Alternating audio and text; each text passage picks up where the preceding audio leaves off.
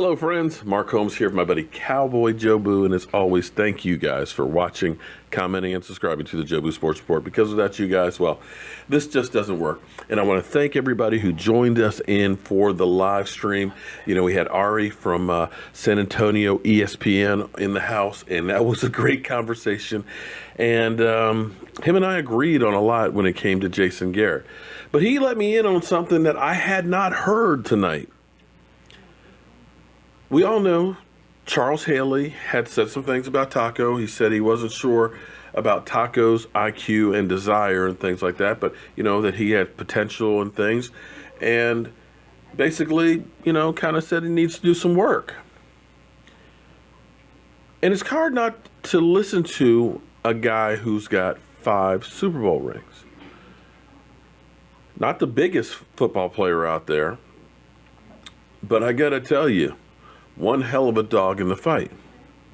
Now, apparently, Taco basically said, who is this guy? Basically brushed him off as a nobody. Doesn't know who Charles Haley is. See, I am a student of the game. I can go back to Deacon Jones, a man who had more sacks than anybody else, but they didn't have it as an NFL stat. It was actually counted that he had 27 sacks in a 14-game season, which far away would blow away anybody's sacks currently out there. Charles Haley was another one of those great players. And Taco, since you don't know who Charles Haley was, let me give you a clip. Now understand, Charles Haley is one of only 2 players that earned Super Bowl rings. There's only a handful of people out there that can say, I played in 3 Super Bowls and never lost one. But to play in 5 and to never lose one, that's pretty amazing. I think Charles was an X factor. He had long arms, he was strong, he was extremely fast. It's picked up by Haley. He goes into the end zone.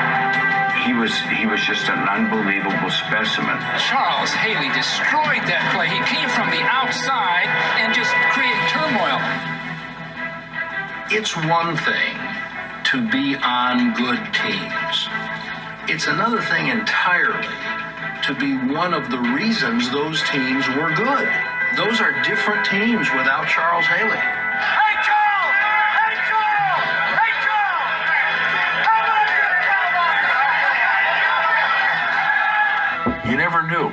You know, sometimes he'd be real moody and wouldn't talk. Sometimes he's just laughing and teasing and he's the greatest guy in the room. It was different all the time.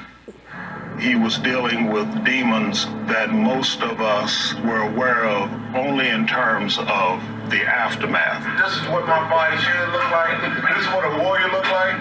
He crosses lines so violently. Get down on both knees and load it up and please. He took his helmet and threw it in my direction, and it was about 2 feet from where I was standing, and it stuck up in the sheetrock. Charles lost it. Keena Turner ran over to the Oakland locker room and brought Ronnie over. When I went in the locker room, I wasn't surprised. I don't make excuses. You know, there's things I regret. My standards have never changed. I do not deal with guys that don't want to win.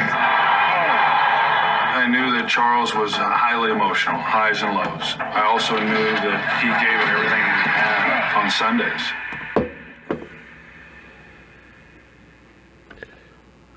Yeah, Taco,